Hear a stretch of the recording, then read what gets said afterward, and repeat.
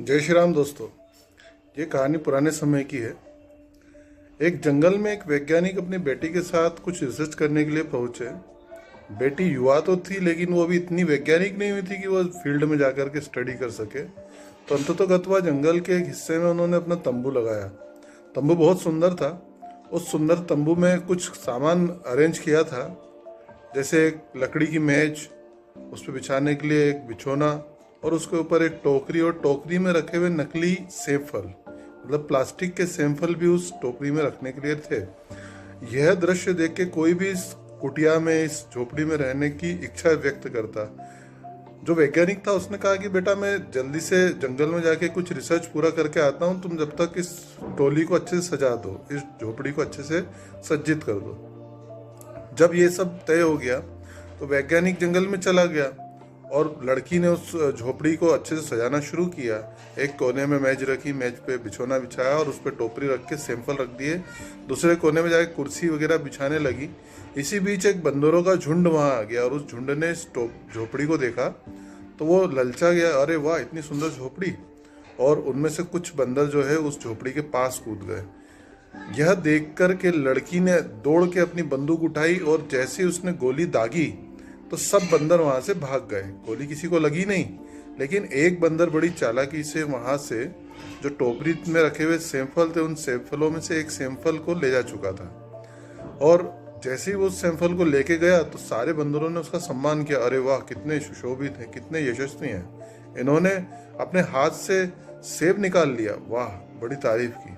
अब सारे बंदर उसको महाराज मानने लगे और उसका सम्मान करने लगे। इस सम्मान से वो अभिभूत हो उठा। उस बंदर को लगा, मैंने तो बहुत बड़े पराक्रम का काम कर लिया। तो उसने उस सेब को अपने हाथ में रख के सबको दिखाया बार बार, और सब उसका झुक झुक के सम्मान करने लगे। थोड़े समय बाद बंदर को भूख लगी तो उसने सोचा कि अब इसे खा लेता हूँ। उसने जैसे ही दांत से उसे चबाने की कोशिश की तो वो तो प्लास्टिक का सेब फल था, कड़क था, उसे चबा ही नहीं। उसके दांत में दर्द शुरू हो गया। फिर उसने कुछ समय बाद फिर से उसे चबाने की कोशिश की और 2-3 बार जब चबाने की कोशिश की तो उसके दांत बहुत जोर जोर से दुखने लगे।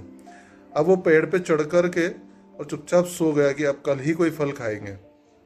जब वो चुपचाप से सो गया तो दूसरे दिन जब सुबह हुई तो फिर वो उठा और फिर उसने अपने हाथ में उस सैंपल को रखा, और जैसे ही वो पेड़ से नीचे उतरा तो दूसरे बंदरों ने उसका फिर से सम्मान किया।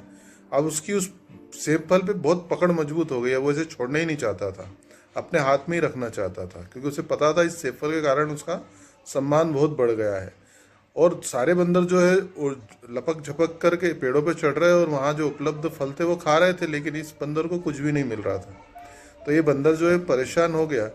1 दिन, 2 दिन, 4 दिन, 6 दिन, कई दिन हो गए। ये भूखे ही प्यासे ही रहा, लेकिन सेमफल को छोड़ने की हिम्मत नहीं थी। सेमफल को पकड़े पकड़े पेड़ पे चढ़ नहीं सकता था। तो अंततोगत्वा इसकी स्थिति दुर्भर से दुर्भर हो गई।